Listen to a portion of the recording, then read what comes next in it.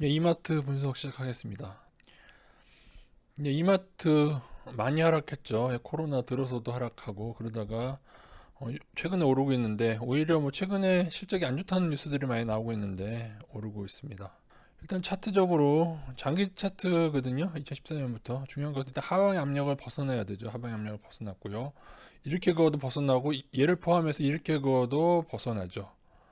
그리고 이렇게 벗어난 구간 이후에는 상향이 잡혀야 됩니다. 지금처럼 바닥을 그린 후에 고개를 들던가, 바닥을 그린 후에 이렇게 고개가 들던가, 뭐 아니면은 뭐 이렇게 아니면은 여기서 대각선 추세로 이렇게 이른 상승 추세를 그리던가 이렇게 해서 다시 그 두 가지가 맞아떨어지면은 이제 신호가 나는 거죠. 거기다가 이제 금상첨화로 바닥권에서 거래량까지 나오면은 손바뀜이 되면서 지금 거의 다 만족을 시키고 있죠. 장기 차트로 보면은 거의 오른 것 같지 않은데 단기 일봉 이거 주봉이고요. 일봉으로 보면은 최근에 좀 많이 올랐습니다. 그것도 지난주에 많이 올랐는데요. 이마트는 예전에 저희가 접근했다가 손절했던 종목이라서 대략적인 상황을 알고는 있는 상황인데 보시면은 외국인이 긴 기간 동안에 굉장히 많이 빠져나가고 있습니다. 이게 이렇게 빠져나가기 시작한 게 이마트가 미국 진출 사업을 하면서 미국 진출을 선언한 후에 이렇게 많이 빠지기 시작했습니다. 그만큼 뭐 리스크가 새로운 사업을 한다는 건 리스크가 있다는 것이니까요. 바로 18년 말에 미국 현지 유통기업 인수하면서부터 외국인들이 제 기억으로는 뭐 이것 때문에 빠져나가는지는 뭐 그렇게 단정 지을 수 없을지 모르지만은 제 판단은 그렇습니다. 이 이후에 외국인들이 빠져나가면서 하락을 시작했기 때문에 외국인들은 조금 리스크 여러분이 딱 보시다시피 2018년 말부터 외국인이 빠져나가고 있지 않습니까? 그만큼 외국인들은 미국에서의 성공을 낙관하고 있지 않다는 뜻이 되기도 하겠죠. 그러나 이건 어차피 동전의 양면이라고 생각합니다. 성공하면은 또 좋은 것이겠죠. 그래서 거의 50%에 육박하던 외국인 비중이 지금 한 30%대까지 빠진 상태인데 그 이후에 오히려 개인들은 계속 매수를 했죠. 그래서 개인들이 고통을 당한 지 굉장히 오래됐습니다. 개인들이 계속 매수해서 한데 요즘에 상승하는 동안 빠지고 있죠. 왜? 뉴스상에 뭐 영업이익이 안 좋고 그런 뉴스들이 나오니까요. 자, 일봉을 더 확대해 보겠습니다. 일봉. 요 모습을 할 때 제가 대단히 좋아하는 차트 모습이죠. 보세요. 이건 여러 차트 지식으로도 굉장히 훌륭한 지식인데, 그러니까 요렇게 하다가, 요렇게 뚫었을 때, 대략만 그리겠습니다. 요렇게 꾸물거리다가 여기를 단기적이긴 하지만 이 정고점을 넘었을 때, 고개를 들었을 때, 강한 상승 신호입니다. 어떻게 보면은 그 신호는 여기니까는 요때 난 거죠. 요날 났어요. 요날 나고 수요일 나고 목요일 날 떨어졌다가 금요일 날 다시 올랐습니다. 이렇게 오른 시점에서 매수 방법은 100%다 들어가는 게 요때였다면 100%다 들어가야 되는데 또 조금 또 올랐다고 하기에는 근데 그래도 뭐 저점 대비 조금 상승폭이 있는 구간이니까 일부 접근하고 50%든 30%든 여러분이 접근하고 혹시 조정이 오면 추가 매수할 양을 일반 50%라도 남겨두시는 게 낫는 경우가 있죠. 물론 조정 없이 더 올라 버리기도 하는데 더 오르면 50%산 걸로 만족해도 되죠.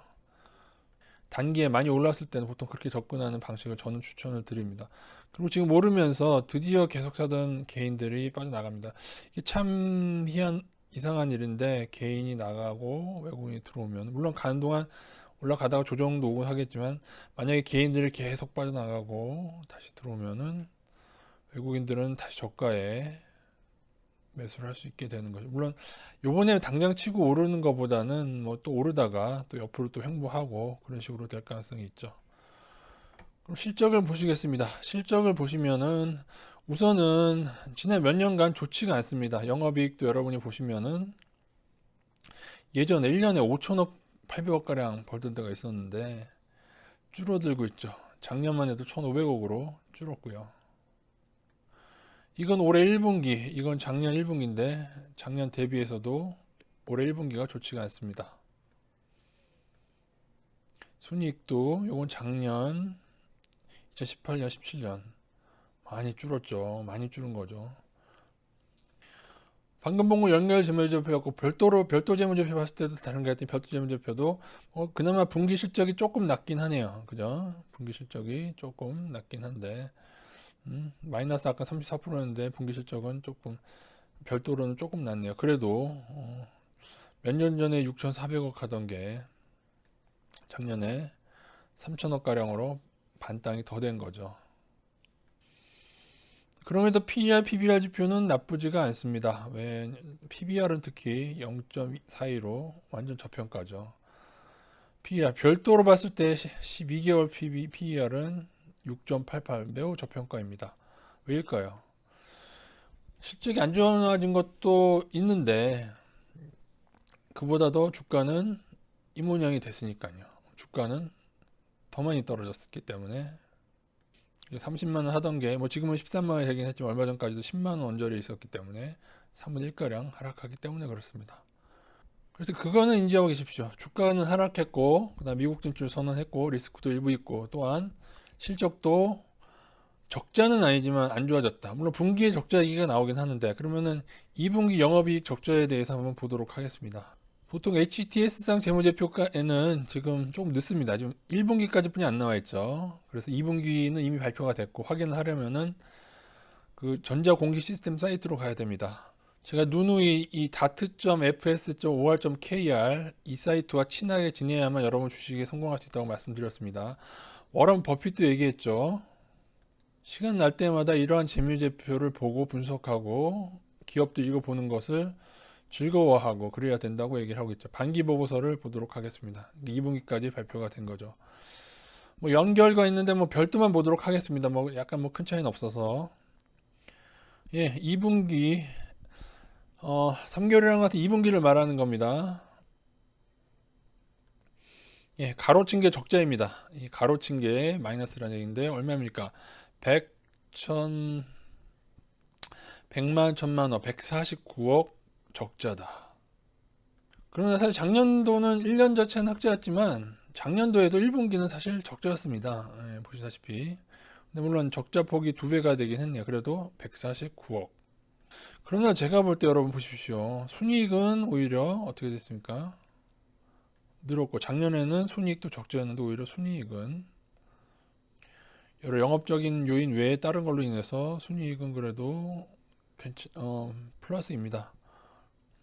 이렇게 되면 PER은 떨어지지가 않죠. PER은 순이익 기반으로 하니까. 근데 물론 영업이익이 중요합니다. 왜냐하면 이마트라는 영업을 해서 얻게 되는 수익이 중요한데 그러나 1분기에는 작년에도 이랬고 더구나 지금 코로나가 닥친 상황에서 2분기죠. 2분기 요거는 조금은 다르게 생각할 수도 있다. 그리고 제 경험으로 보면 저는 이제 여기 사는 곳에는 마트가 두 개가 있습니다. 이마트, 롯데마트 둘 다 있는데요. 제가 이제 혼자 살다 보니까는 즉석식품을 저는 되도록 대형마트에서 삽니다. 왜냐하면 대형마트는 그래도 위생관리 같은 걸 기본적으로 하거든요. 근데 이마트 자체는 저는 큰 불만 없습니다. 되게 잘해요. 그리고 롯데마트도 지역에 따라 좀 다르긴 하지. 어느 지역에서 롯데마트가 더 좋아서 그쪽을 더 많이 다니는 경우도 있는데 근데 그 지역에 롯데마트가 없어졌었어요. 옛날에 안동에 있었을 때 안동에 물론 제가 지금 밭은 안동에서 왔다 갔다 합니다만 안동에도 롯데마트 이마트 있었는데 거기 롯데마트 망했어요. 이마트 좀 혼자 남아있고 서울은 어떤지 모르겠지만 지방에 살면서는 이마트는 조금 사람이 붐비는 편입니다. 어디를 가나 제가 봤을 때 특히 혼자 볼 때 없고 그리고 중요한 것은 코로나 이후에는 굉장히 사람들이 줄이긴 줄었었는데 요즘에 좀 다시 늘고 있습니다. 이마트 요즘에 가도 토요일날 바글바글해요. 오히려 외식을 줄이고 다 집에서 해먹어서 그런지 몰라도 그런 상황입니다. 일단 말씀드린 대로 미국 진출이 좀 변수가 될 것 같고요. 제가 볼 때 이 영업 이익 적자를 너무 크게 떠들기에는 조금 금액도 149억이고요. 이마트의 주가는 얼마일까요? 무식하게 이마트의 주가 물었을 때 13만 원이라고 대답하시면 안 됩니다. 이제는 저희가 이제 적어도 주식쟁이가 됐다는 것은 시가총액으로 얘기할 줄 알아야 됩니다. 이마트의 주가는 얼마죠? 주가 총액은 3조 4천억입니다.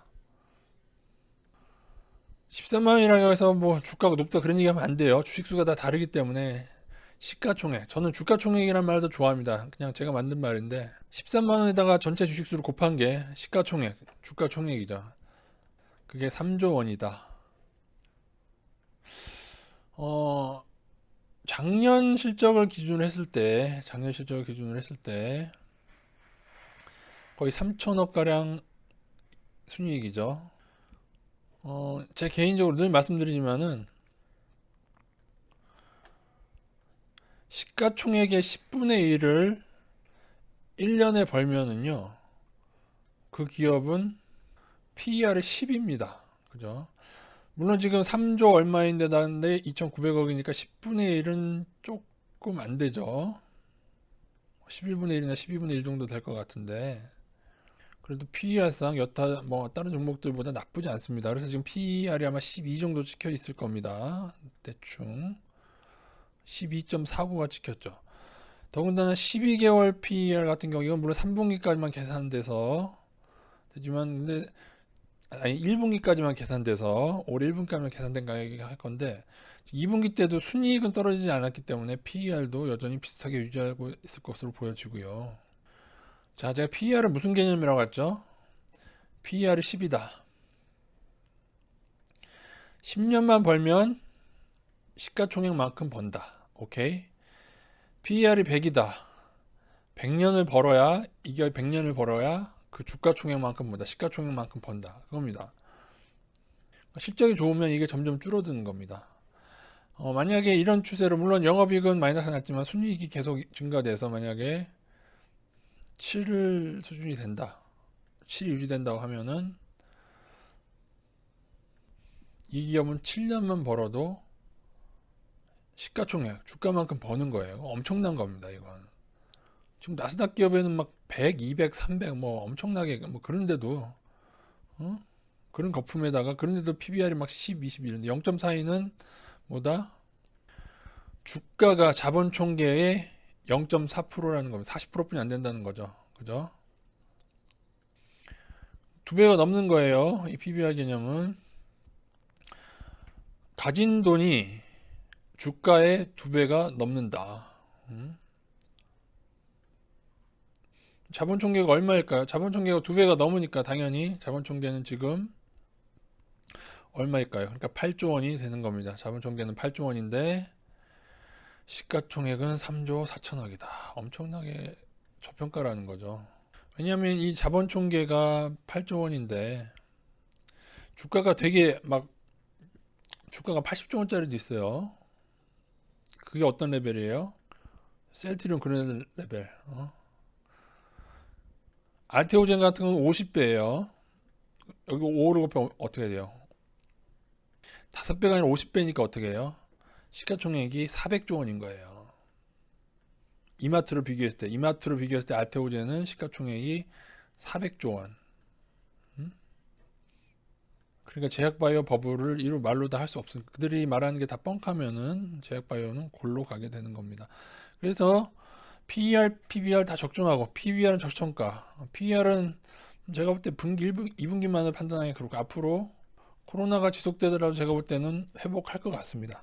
3분기, 4분기 되면서부터 좀 회복하지 않을까 그렇게 보고 있고요. 단 하나 리스크는 있다. 미국 진출이나 베트남 진출도 한다고 하는데 그걸 성공할까 실패할까에 대한 내용이 있습니다. 만약에 이마트가 미국 진출과 베트남 진출 성공한다고 생각하신다면은 투자하셔도 되고요.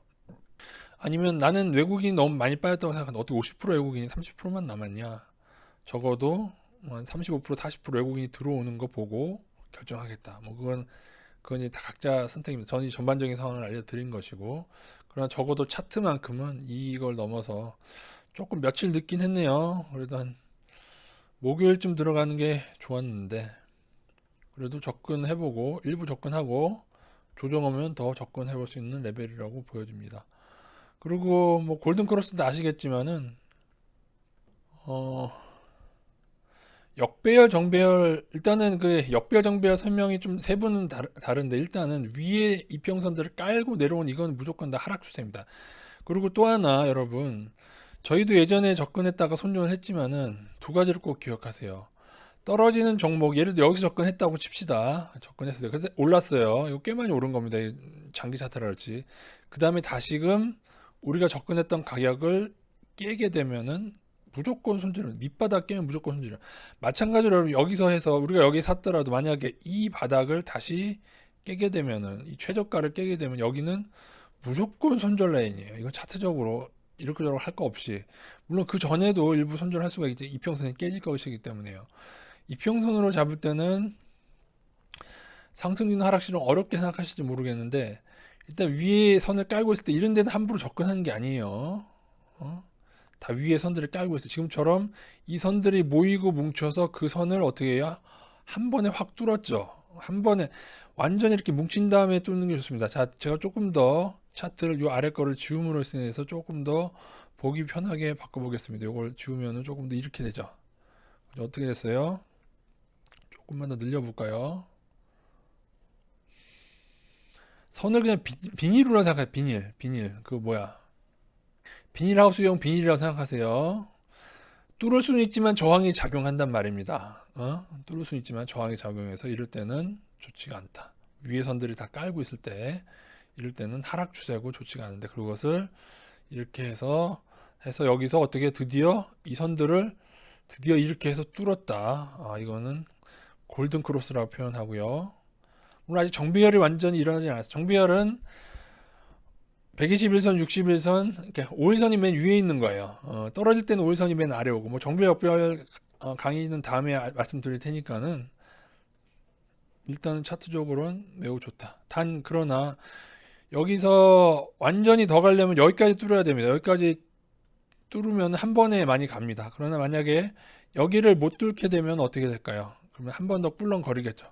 꿀렁거리는데 사실 여기를 지키는 게 좋습니다. 꿀렁거려도 한 번에 뚫을 필요는 없어요. 꿀렁거려도 이렇게 하다가 고개를 들어서 여기까지 돌파하게 되면은 그 후에 더 본격 상승이 나오게 되죠.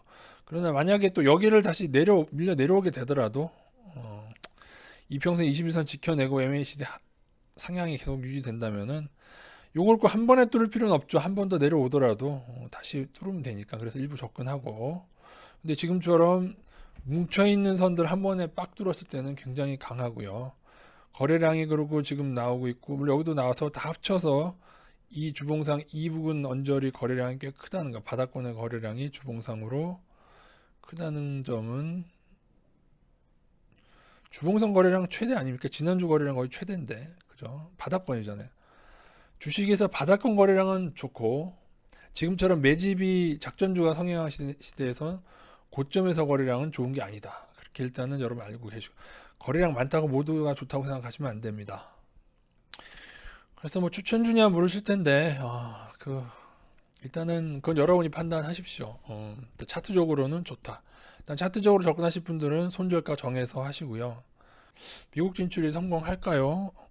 그거는 저도 장담을 못 하겠습니다. 아니면 무슨, 얘네가 구프푸드 홀딩스를 인수했는데 얘네가 뭐 문제가 있나요? 인수 가격은 3,700, 뭐니까 3,073억, 3,000억 가량 되고요. 나쁜가요? 그리고 LA 부근인데, LA 시애틀, 우리나라 사람들 많이 사는 곳에 있는 걸 인수했는데, 그래서 여튼 그건 여러분이 판단하십시오. 단 요 인수 이후에 외국인들은 많이 빠져나갔다. 실적이 좀 안 좋아진 것도 있지만은 그 이후 많이 빠져나갔다는 점을 좀 기억을 하시고 보셔도 될 것 같습니다. 뉴스에 보면 이마트 아메리카 실적도 나오거든요. 18년 들쭉날쭉, 18년 기준으로 좀 들쭉날쭉이라는 얘기가 있고요. 이거 19년 뉴스상으로는 일단 중국 사업은 정리를 했네요. 그죠? 중국은 정리를 했고, 어쨌든 제가 조사한 바는 여기까지입니다. 한번 여러분이 잘 판단하셔서 결정하시기 바라겠습니다.